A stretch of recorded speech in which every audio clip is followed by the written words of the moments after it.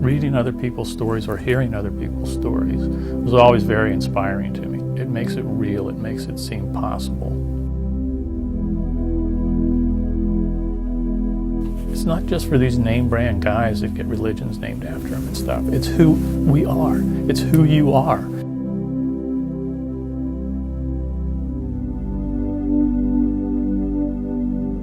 Everything that can be known, you go inside to know it.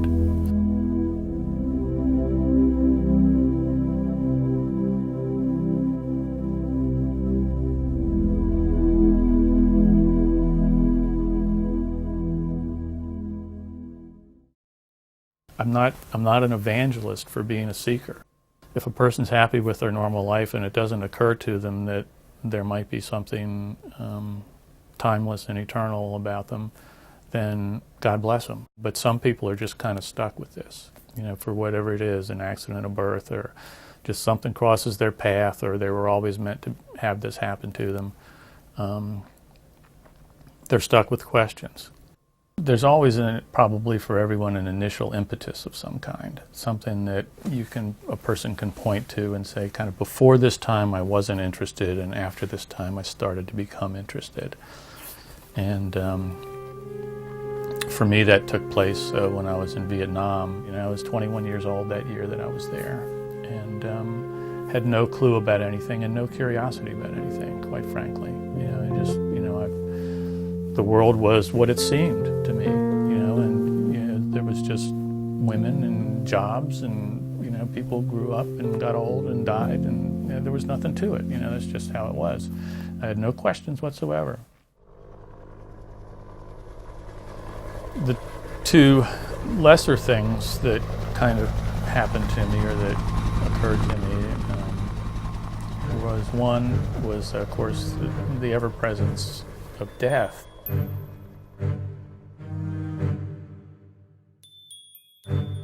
At one point, there was one incident where I was handling some bodies, and some enemy bodies, and they were just, it just struck me that there was nothing there. The phrase that flashed through my mind was rubber dummies.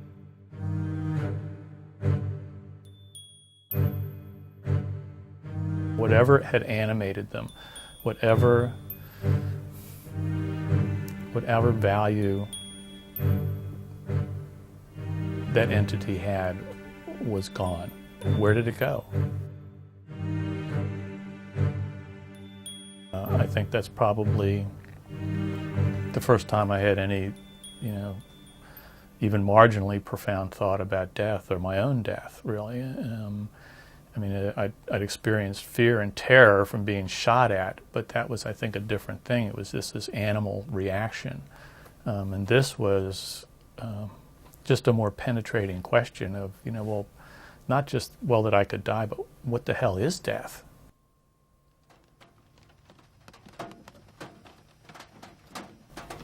And the other thing was that during firefights, there would be this timeless aspect to it. There was this thing where time changed.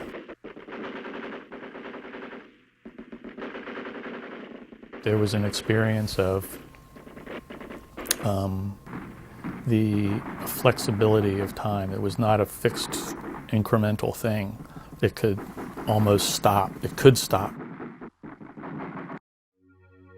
At the end of my tour, just as I was about to go home, a mortar round landed nearby and blew me up, and I went into a state of clear blackness.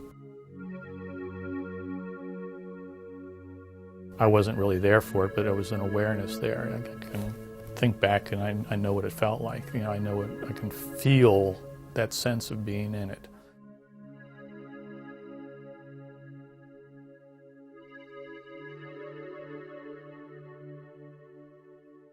So, I go home and go back into normal life, and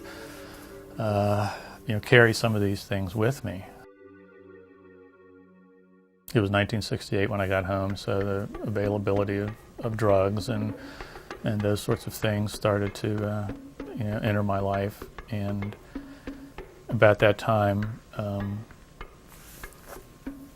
Eastern gurus, Indian gurus, and books started being written. Indian gurus showed up with meditation techniques and things like that, and I found myself drawn towards those things. All questions are basically some subset or offshoot of who am I, a different way of phrasing who am I. But the way my who am I phrased itself to me all the time was, what is really going on here?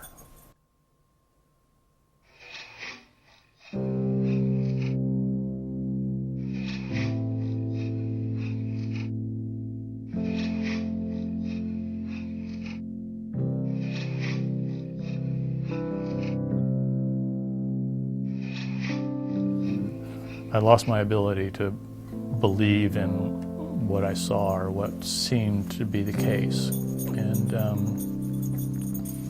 through a series of minor realizations and experiences over the years, it got to be very uncomfortable. I began to, as a matter of fact, I have borderline depression sometimes about sort of being a man without a country.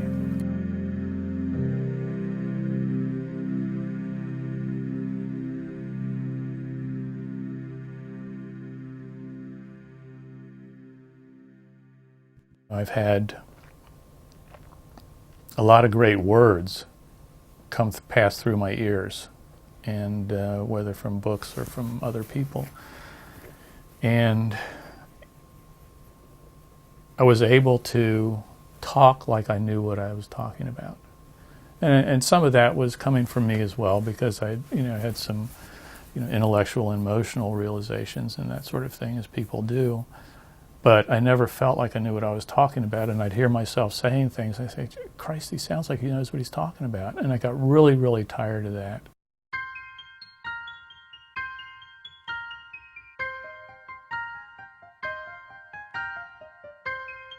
I decided to make some kind of last-ditch effort, I suppose you could call it. And not that I really did anything in particular different, except concentrated on this work more than I had in the past. Even over those 37 years, I never really gave it everything I had. Even getting somewhat re-enthused, I think, was didn't really dent the basic hopelessness that I had about it. That I really never expected anything to happen, but I kind of had to do it anyway. And I think that was the frame of mind I had when I went to see Douglas Harding. By the time I got to the workshop, I was familiar with Harding, I was familiar with his experiments, and the workshop itself presented me with a whole different thing, and it was basically the people there. I think I always just walk into a situation and start judging. And I look at people and I pigeonhole them by the way they look. One by one, my judgments proved to be absolutely false. And I fell in love with the people at the workshop, for exactly who they were. And I think I started to disappear at that time as well, that I started to lose track of self. As much as I wanted this conclusive spiritual experience, a date and time after which all things were different. There was no denying that there was something that was very real that was taking place, or that was me, in spite of the fact that had no event. But I couldn't let go of it. And my question to Harding 2 or 3 times when I had a little private time with him was exactly that. I said, I've experienced what you talk about, and yet I'm just not convinced that this is it. And he said, you can't get it wrong. It is who you are. You can't get it wrong. Trust it. Live it. The last thing that he said as I was sort of turning away to leave, but before we'd lost eye contact, he just went, "Simplify!" And I just, was kind of startled and taken aback and sort of said goodbye again maybe, and went back to my room and sat in a chair and was just quiet for maybe a half hour. Everything got very, very quiet.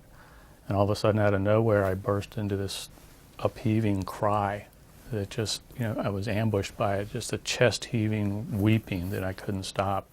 As I look back, if I wanted to make a story out of it, I could say some point of surrender, perhaps. I don't know. It was just something, some dam burst loose. And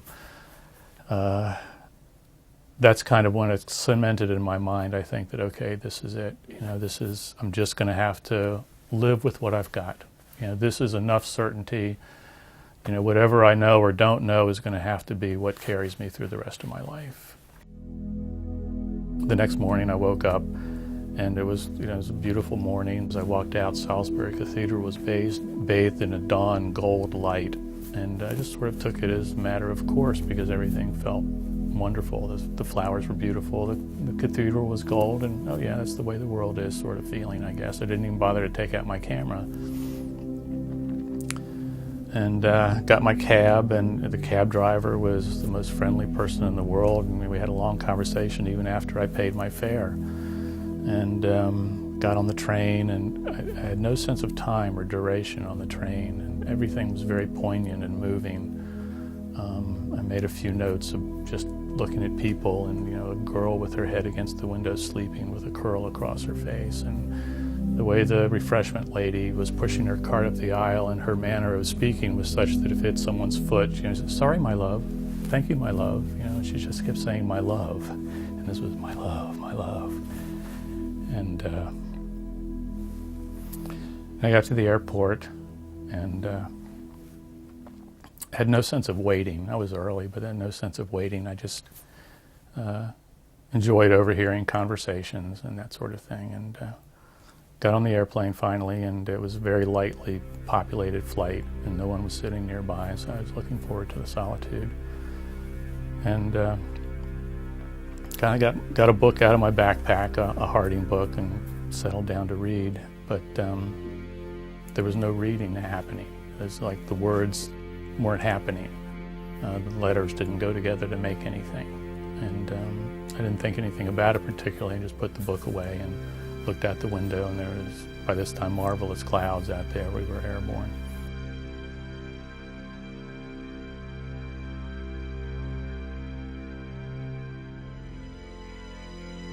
I searched for my doubts and the things that had plagued me 37 years, and I couldn't find them. And there were no answers, but there were no doubts anymore. And I said, now, yes, I can live without any certainty. And I was taking notes. I put that note in there, something to that effect. And sometime after I took that note, something happened.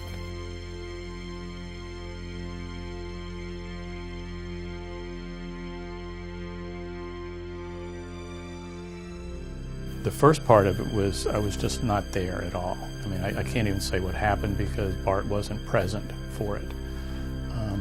But then there was some kind of a coming out of that, is all I can describe it, where I found myself weeping. The weeping subsided and everything was just very, very quiet. And I would take a few notes and I would think it was over. And then out of nowhere it would happen again. As near as I can describe what the experience was like, it was being the source of everything, which was nothing.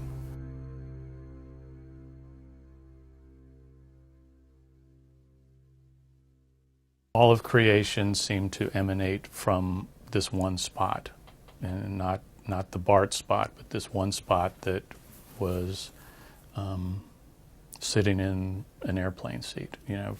The physical look of where it was happening would have been sitting in an airplane seat, but of course that's not the case. But there was nothing else going on in the universe. There was only this one thing. There was this one thing that was simultaneously everything and nothing.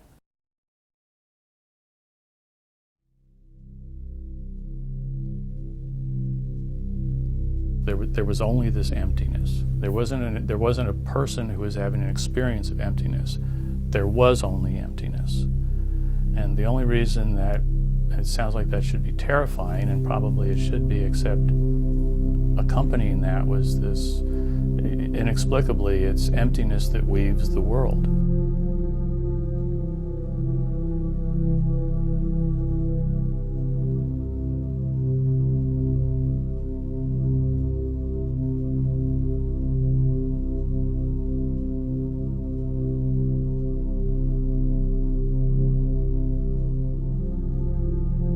It is that way right now, although it's obscured by the fact that we're doing other things.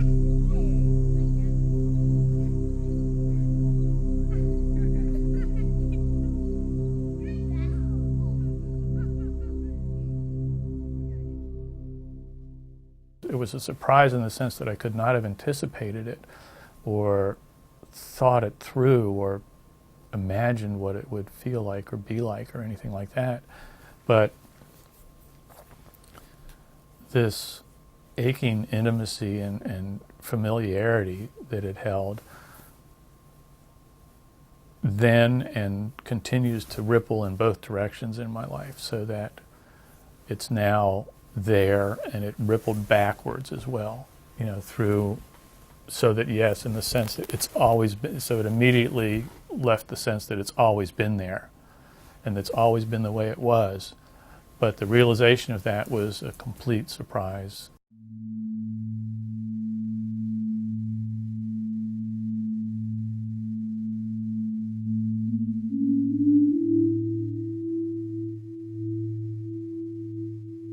I think it happens to everybody all the time, that we disappear.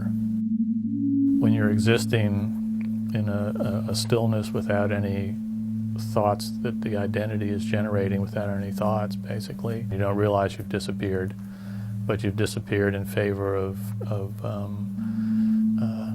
pure awareness.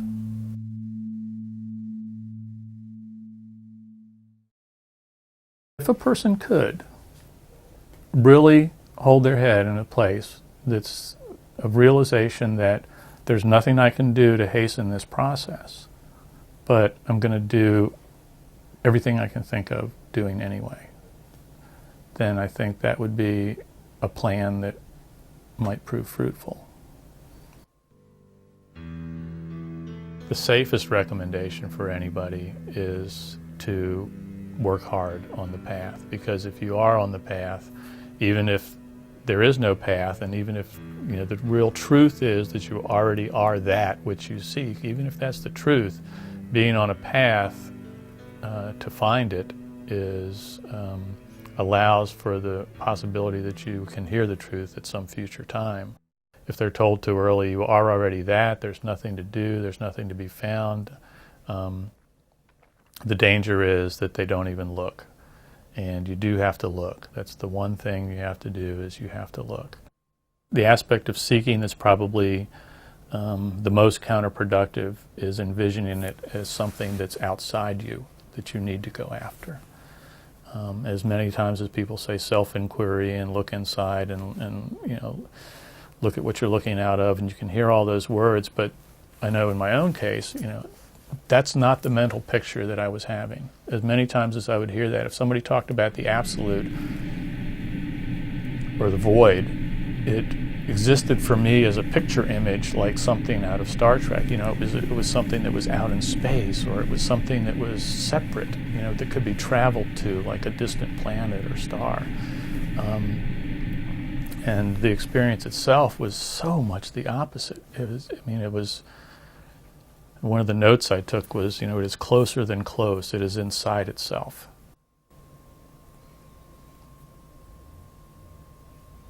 Everything there is always just in this state of emergence. There's no history. There's no past. There's no future. There's not even a present. There's just this emergence. So there's absolutely no way that there can be a pattern or any predictability to it. It's just in a constant state of emergence into, a moment that's not even a moment. And it's like being untethered, completely untethered, so that there's nothing to hold on to. There's nothing. There's no way to get back. There's no line. There's no lifeline. But you're absolutely safe. You're untethered in yourself, and